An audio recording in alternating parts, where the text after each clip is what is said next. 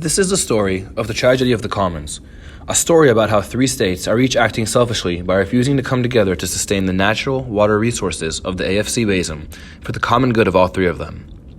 We'll start by showing you where it all began, and what better place to start than in the United States of America, more specifically in the Southeast, where our tragedy takes place. To start, I want to give you some facts about what is going on exactly. First, 4+ million people get their water from this area. 70% of Metro Atlanta gets their water from this area, and that number is growing.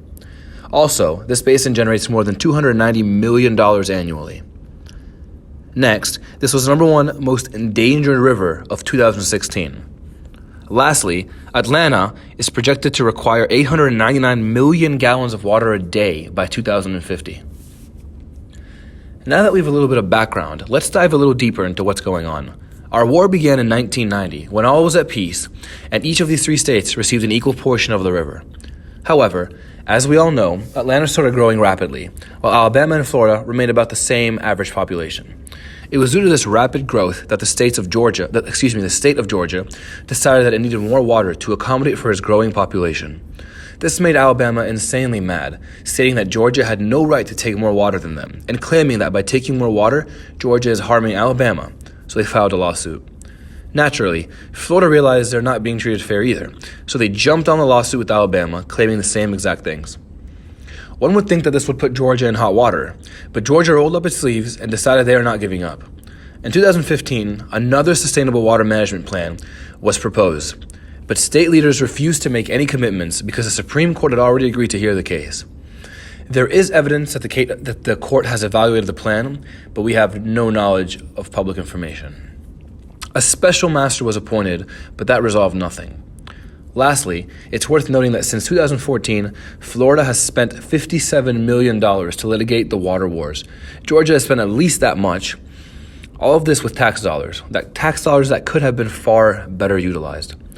By contrast, stakeholders, a group of volunteers, spent a mere $1.7 million to develop their plan, the plan that was ultimately thrown away. Thus, we have the origins of the Tristate War. Let's take a second look at what effects these decisions by three feuding states has on the environment. Before the war started, the river was home to numerous different species, such as oysters, crabs, finfish, shrimp, and endemic mussels. Because Georgia is sucking all the water for Lake Lanier and Metro Atlanta, this dispersion of water has caused the water levels to fluctuate, killing most of the life that once lived there. This tragedy is also affecting the ground around the river and the animals that use the river to survive. Lastly, we're going to take a look at what the proposed solutions are to this tragedy and what they could be. Water demands will continue to increase, and the cycles of drought and flooding will only get worse as the climate changes. This history underlines the necessity and the difficult possibility of bringing all stakeholders to the table to apportion shared water resources equitably. The first solution is that all three states come together to an agreement that will benefit each of them. This will perhaps be the simplest solution, yet it has proven to be a difficult task to say the least. The second solution is to create a sort of middleman. In our case, this middleman would be the TWMI, Transboundary Water Management Institution. This TWMI would act as the mediating force between all three states and will ultimately be the decision maker for who gets what portion of the river. The third and final proposed solution is perhaps the most crucial one. According to people close to the situation, the solution would be that the Army Corps, who currently have control over the variability of the water flow, would agree to a water management improvement agreement, saying that they will do a better job of protecting the best interest of all three states and not just Georgia. As of right now, the Army Corps' different facilities control the water flow, so if they agree to act in the best interest of all three states, perhaps the states will live in harmony once more, and we can put this whole tri-state war behind us and avoid the tragedy of the commons.